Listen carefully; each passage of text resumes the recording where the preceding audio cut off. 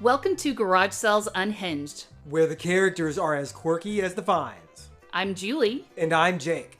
Join us as we dive into the wild world of garage sales, yard sales, estate sales, and anywhere secondhand sales are happening. From bizarre bargains to hilarious haggles. You won't believe the stories we've got lined up. Let's get unhinged. We often, worry about how to start these things, these episodes of this podcast we're now recording and people are listening to with their ear holes. But I figure hopefully by now they know what it is. So we could I feel like we should start each episode as though we were like in the middle of a really heated argument. Or like maybe at the very end of a heated argument, Like Take off my dress, Jacob. That is not for you. I hate you. If you're going to do that, I think the last episode you were wearing a bikini. Jacob wears some weird shit. It doesn't even look good on him. That's not his color. Jeez. Yeah. It's after Labor Day.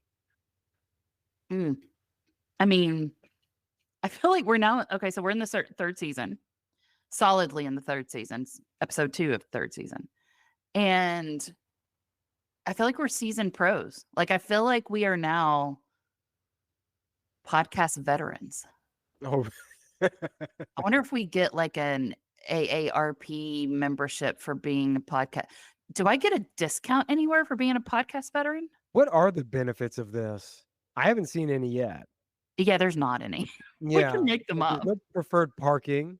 I don't get discounts at my local eateries. No one points me out in a crowd and be like, that's her. Right. I don't have, no one's bugging me for an autograph. So Maybe we should just like enjoy this moment of our lives before we become like megastars. Before we become the next Kardashians, Jake. oh no. I could see you as a big booty Judy. Oh, absolutely. Yeah. Who is that guy over there? Oh, that's my brother with the badonkadonk. Yeah, that's right. He got it at a garage sale. Got to go see a doctor about that soon. Get some penicillin. Okay. Secondhand silicone. Yeah, don't do that. That's a whole other episode that we could talk about where people try to do that. And also for the people that think they're getting a discount, whenever you try to go get a BBL secondhand store type thing, they tend to buy the silicone at a Home Depot or Lowe's. That is not the appropriate silicone to put in your body. That is toxic and you will get very sick and very likely to die. Don't do that. But I just need to look good for my high school reunion tomorrow night. They sell pants that are padded that make you look like you got a booty. All right.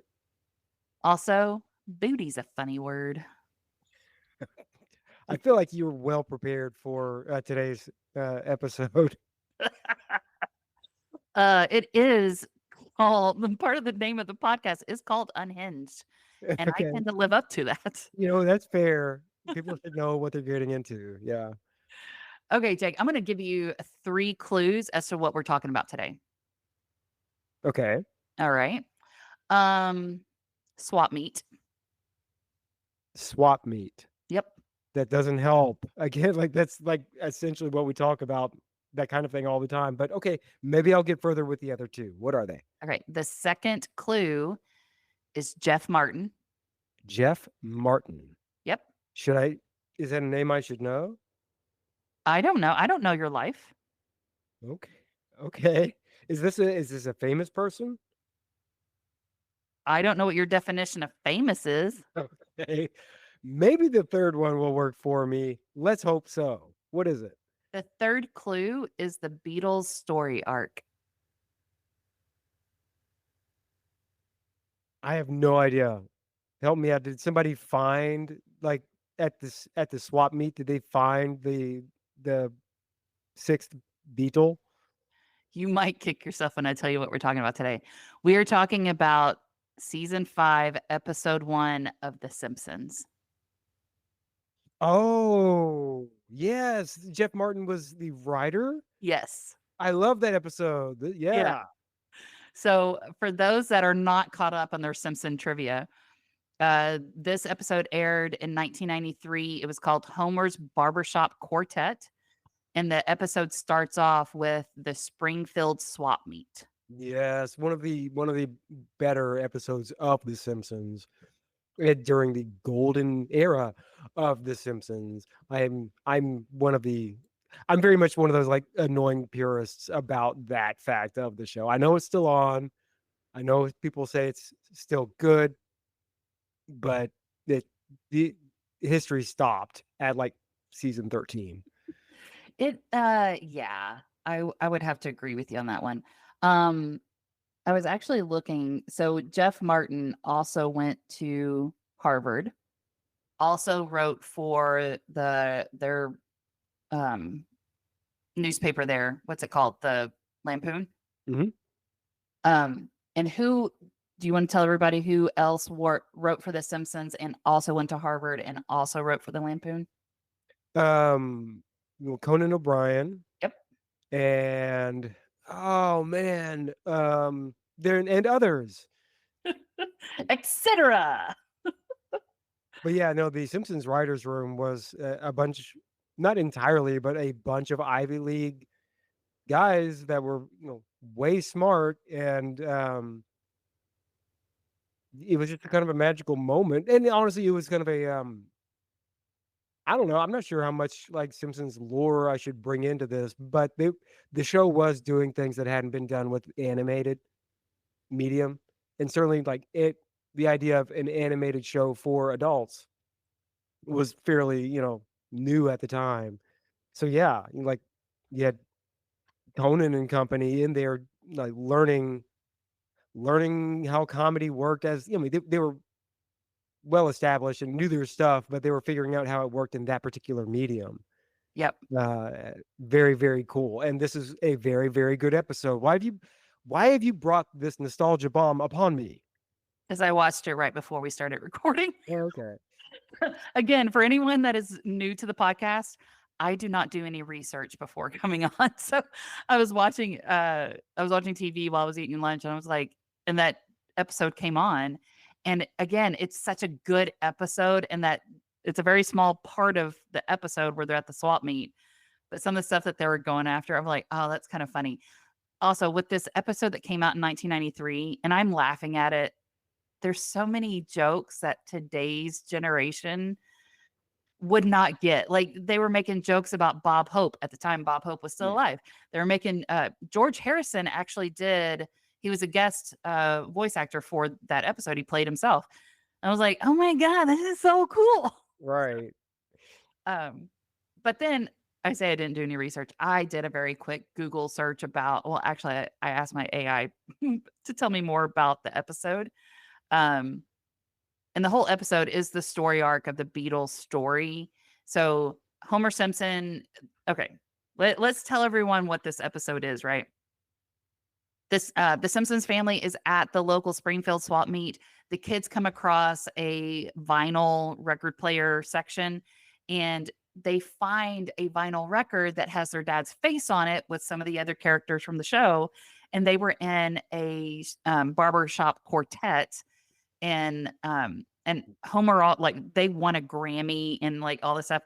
And the kids are like, Dad, we've never heard about this. And so he starts telling them the story of it.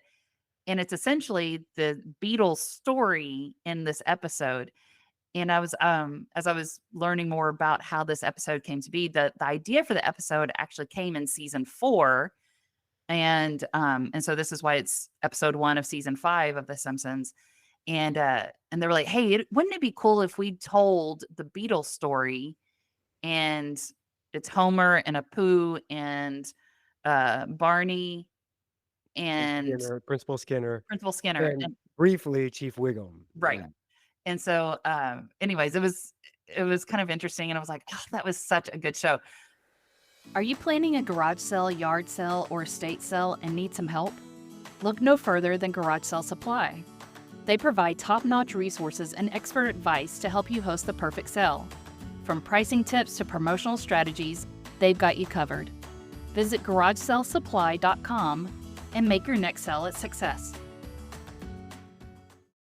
The swap meet itself, like Flanders, okay, Flanders has a booth there and he has trading cards, like your Pokemon cards, your baseball cards, Yeah. and Bart and Nelson, and I think who's the little nerd dude? Um, Millhouse. yeah, Millhouse. They're all up there and they're looking at and they're like, "Ooh, a Thusalem rookie So, card." like, Yeah. may I? Because you just watched it. I haven't seen that episode in I don't know how many years. I could go word for word if you want, but so Flanders, and honestly, it is a cool scene in that it does, kind of satirize a lot of the realities of a swap meet. You're gonna find some stuff that is way cool, and then there's other stuff that people have brought, and you're like, why are you wasting my time with this junk? Flanders has his booth set up, and it's biblical trading cards. And you got these kids that walk up, they just see trading cards and they respond to it. Awesome. And the really great thing is that normally you think uh in the in the show, like once they realize, oh, it's about biblical, these trading cards are for biblical characters, they'd be disappointed, but they're not immediately. They're looking through it and they're still taken by the rarity of it. Whoa, a Methuselah rookie card. And then Flanders says something about like, "Oh, boys, I'm so glad you're into these Yeah, biblical trading who cards." would have thought that learning about religion would be fun? And they go, religion, learning, let's get out of here and run off. Yeah. Well, and Marge has a booth at the swap meet, and she's trying to sell clamshell necklaces. And it's one of those booths of like people are like, "Well, I'm not buying this lady." And so she, the family's going home. Everyone's bought a prize at the swap meet. And she's sitting up in the front seat with Homer, and she's like, "I can't believe no one bought one of my necklaces." And Homer's like, "Well, at least one of us made money. I sold our spare tire." And right then the tire blows Immediately the out. tire blows out. Yeah. And so as Marge is walking off 12 miles to the gas station to get a new tire, Homer's sitting there at the car telling the kids the rest of his Right. the Barbershop Quartet's story. And as much as I love, like, it's such a good episode. There's so many layers to it. Again, it's a retelling of the Beatles story. Um, but part of me is going, you know, barbershop quartets are really not in fashion anymore. They're not really popular. But did they give rise to like boy bands? Huh. The kind of the proto boy band. Yeah. Hmm. I mean, you have, and I'm going to use air quotes of like harmonizing boy bands. And I'm like, that's kind of what the barbershop. I keep wanting to say string quartet. It's not that, it's a barbershop quartet. The Um, Backstreet Barbers. well, like I was thinking like the K-pop groups and like they're so popular. And I'm like, one of them, okay, so we have a cousin named Amy, and she's huge into K-pop. So whenever I went to go visit her up in Washington State, I was like, "Okay, Amy, teach me about K-pop." And we're about the same age, and she was like, "Are you serious?" I Yeah, was I like, get to talk about this. "Yeah." I was like, "Yeah, just teach me about it. Why is this thing so special?"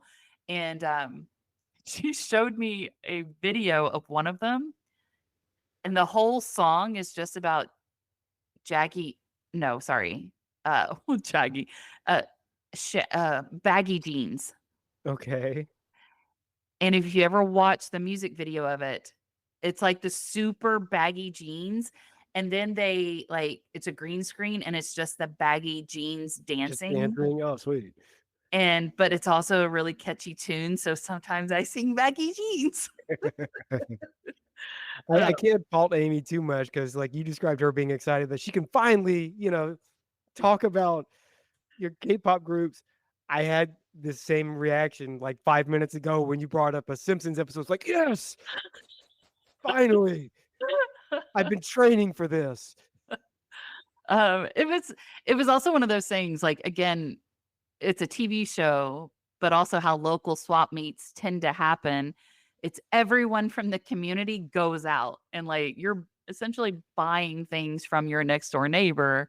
But it's at this one location, everything's set up and all that stuff. But it's such a good episode. And this is my call to arms for anyone that's out there. I know that The Simpsons are streaming, I think on HBO Max. No, Yeah, Disney. yeah, Yeah, Disney. Um, Watch season 5, episode 1.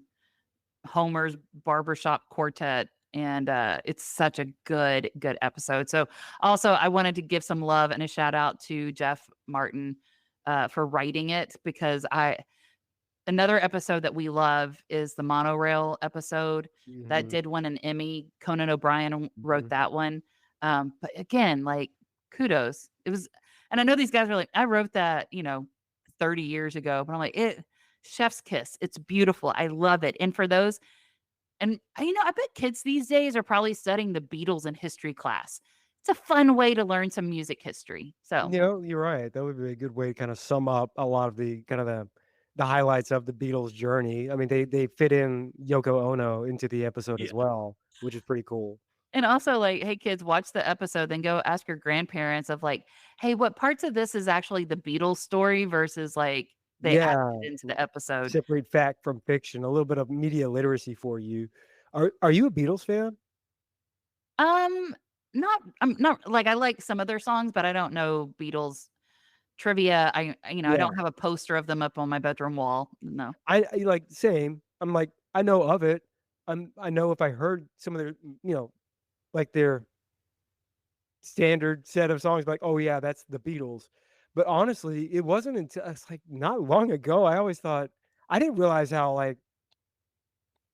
guitar for really progressing guitar stuff they did. I always thought it was like, oh, they were like it's more boppy. Right. I was never like a Beatles person. But here's a question. What would you bring to a neighborhood swap meet? Like, your neighborhood, same thing, is like, "Oh, man, these are gonna be people that live in, like, the next 3 or 4 blocks. You're gonna see each other, and I have to look them in the eye at the grocery store even after I bring this to the table at the swap meet. What are you gonna bring?" So, okay, so like whenever I think about a swap meet, it's, I guess you could sell things, like you would take things that you could sell at a yard sale, right? Yeah. Um, or like Marge, she made clamshell necklaces that no one wanted to purchase. Wishbone necklaces. You could do that. I would probably bring some like baked good. Like, it's, I don't know. That's kind of the, I don't collect things. And Yeah. so um I do, one of my friends who her and her husband retired and now they live in a rolling mansion of an RV, having their best life. They were in Florida the last time I saw them, and her and some girlfriends, they would get together, I think every Wednesday, and do a crafting day. And so you have a bunch of retired ladies, and they go to a studio, they go wherever, and they do arts and crafts. It's just a way to socialize and drink wine. I think they just drink wine. But she gave me one of her oysters that she had, like, decoupaged, painted, and it has, like, some beads on it and stuff, and, like, I still have it because it's a reminder of her. But I'm like, if I was artsy like that, I would probably take that type of thing to a swap meet, but I'm not artsy, so I would probably just bake some cookies and take that. Yeah, that safe bet. I mean, your stuff is good, so that's probably a lot more successful. Well, before I tell my inappropriate story around baked goods, what would you take?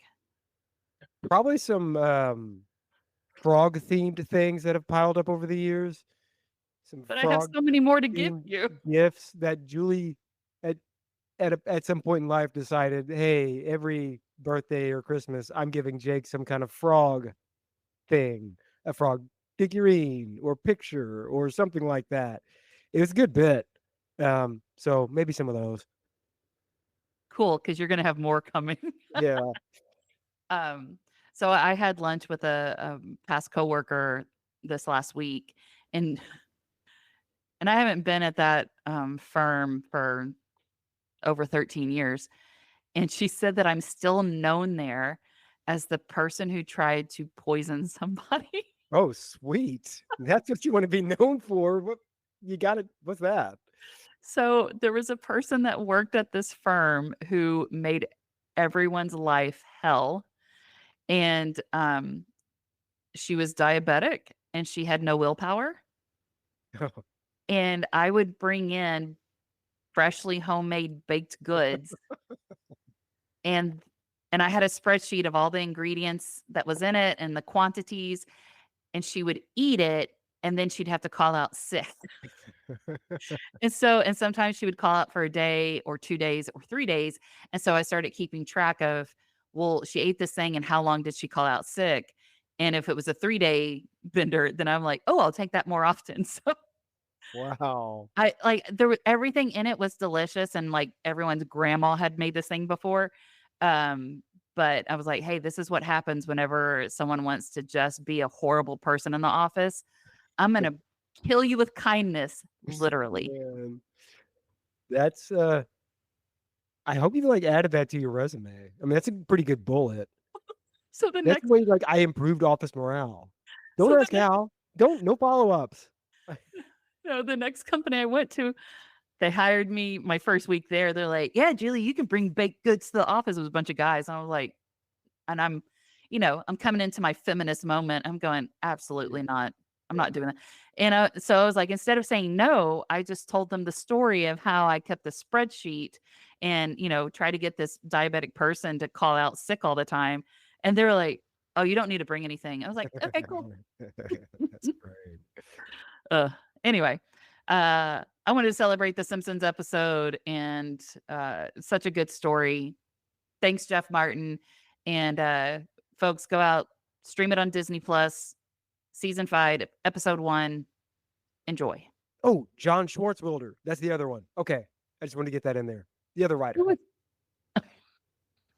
That's such a delay.